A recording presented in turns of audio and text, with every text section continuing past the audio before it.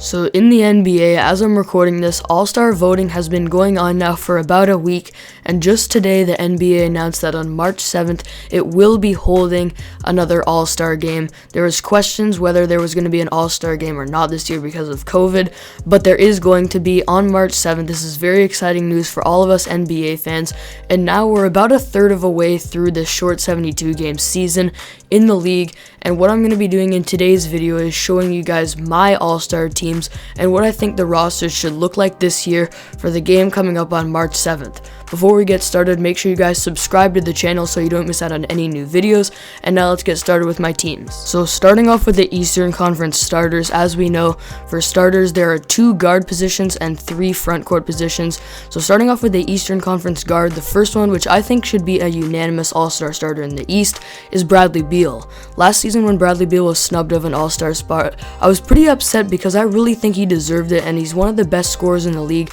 and so far this year he's easily leading the league in scoring, averaging 35 points per game, an incredible 3-level score for the Washington Wizards, doing it pretty efficiently too for a guy that's taking all of the shots, taking a lot of tough shots, and his scoring ability alone deserves to get him a starting spot in the All-Star game. I don't even care what the Wizards record is.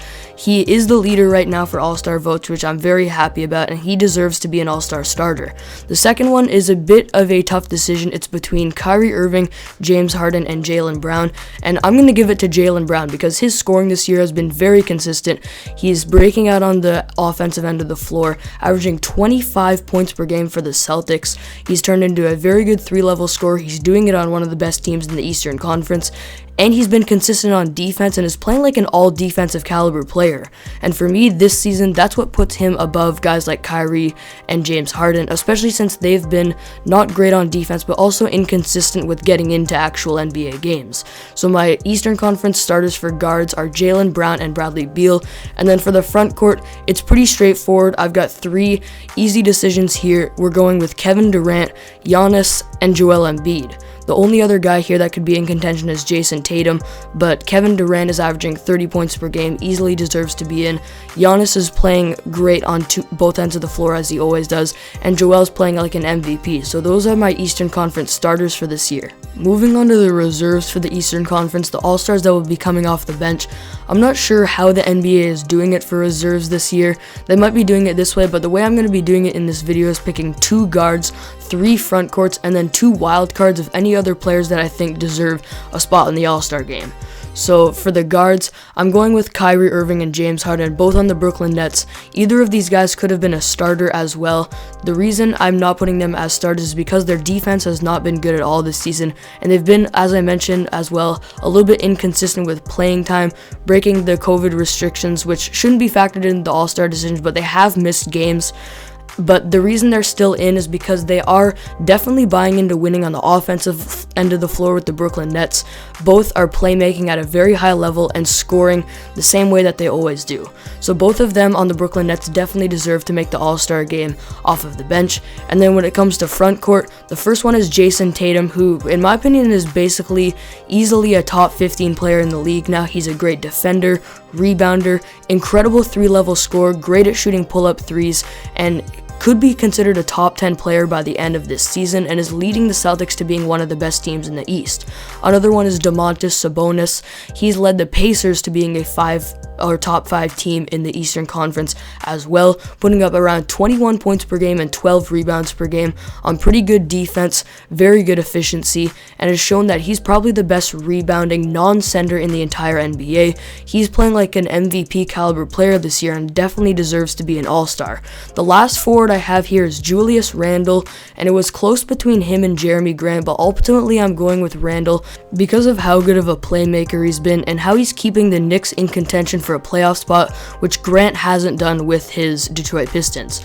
So when it comes to Julius Randle, he definitely deserves an All-Star spot because of how well of a scorer he's been. He's a better playmaker than Jeremy Grant and really anyone else that was in contention for the spot, and he's played well on defense, and his team is in contention for a playoff spot.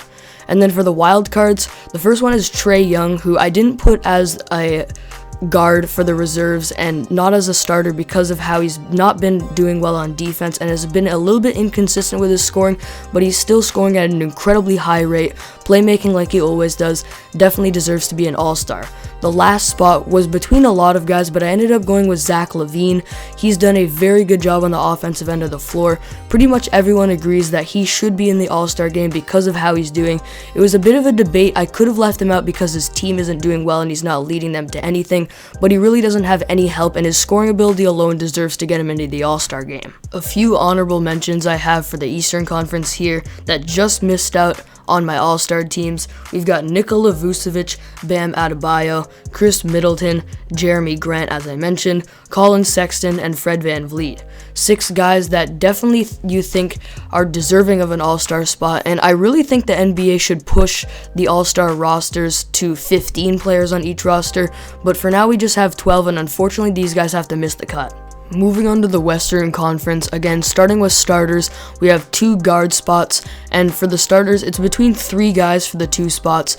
It's between Steph Curry, Luka Doncic, and Damian Lillard. All of them this season have been consistent top 10 players, very good scores, all of them putting up at least 27 points per game, very good playmakers and passers, and while I think Luka might actually be the best point guard out of these 3 players that I have here for this spot, I'm actually going to leave him out since he's not leading his team to as good a spot as Steph has with the Warriors and Dame has with the Trailblazers, and he's not playing with his scoring level as efficiently this season, missing a lot of shots, not shooting well from 3, and I think potentially by the end of the season he could be, again, the best out of these 3 players, but so far this season he has to be the odd man out of the All-Star game. So my starters in the West as guards are Steph Curry and Damian Lillard, and then for the front court it's another pretty straightforward one here.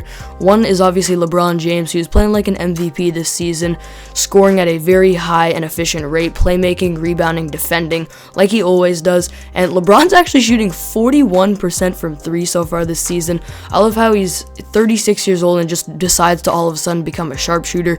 Anyway, he's playing like an MVP, deserves an all-star starting spot without a doubt. Another one is Kawhi Leonard, who's doing what he does best consistently, is still one of the best offensive players and one of the best defenders in the league, deserves an all-star starting spot without a doubt. And then the last one is Nikola Jokic, another MVP candidate here, who has been averaging a triple-double for a while now, and his playmaking ability is still incredible as a center. He's scoring at a very high rate, still averaging around 26 points per game, and these guys are definitely the top 3 starters this season in the Western Conference. The only one that could maybe put up a fight is Anthony Davis, but he's been a little bit disappointing on the offensive end of the floor this season, and in my opinion, the 3 front court starters in the West definitely are LeBron, Kawhi, and Jokic. For the West reserve, starting with the 2 guards, the first one is Luka Doncic. I talked about Luka with the starters as well. He was close to being a starter, and while he's disappointing a little bit this season, he's still definitely a top 10 player in my opinion, a very dominant offensive player, especially scoring, and I think a little bit underrated on defense too. He definitely deserves to be in the All-Star game, and for the other guard, I've got CJ McCollum. CJ this year has really taken his game from being a consistent 20 point per game second option to really playing like a superstar. He's averaging 27 points per game and 5 assists alongside Damian Lillard, and is shooting 44% from 3.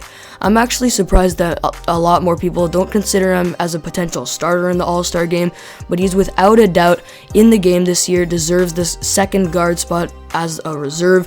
So my reserves here for guards are Luka and CJ McCollum, and then for the forwards, the first one is Paul George, who, while he choked in the playoffs last year, is picking it up again this year, scoring at the rate that we're used to seeing Paul George score at, and playing defensively like he always has. He deserves to be an all-star for sure, especially since the Clippers are doing well, and he's a huge part of that. Another is Brandon Ingram, who this year has really taken his offensive game to another level, scoring around 24 points per game as he did last year, also playmaking very well, and he made the All-Star team last year, definitely deserves to again this year, and if the Pelicans get back into a playoff spot potentially, he could really be considered a unanimous top 25 player in the NBA. The last one is Anthony Davis, who could have been a starter. I left him out because he's not scoring scoring at the same rate as guys like Kawhi and Jokic, but he's still probably the best defender in the league and is helping the Lakers to be one of the best teams again in the league this season. So for my last two wildcard spots here in the West,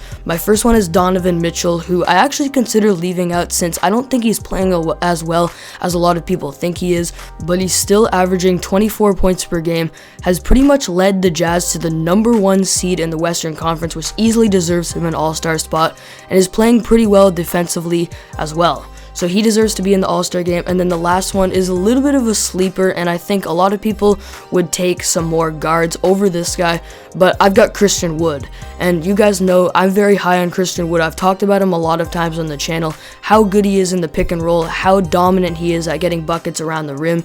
And so far this season, he's consistently averaged 23 points, 10 rebounds for the Rockets with great rim protecting, pretty good overall defense, and again is one of the best in the league at scoring around the rim, and has pretty much led the Rockets to being in contention for making the playoffs despite James Harden being traded. So those are my all-star reserves for the Western Conference, with the wildcard spots being filled by Donovan Mitchell and Christian Wood.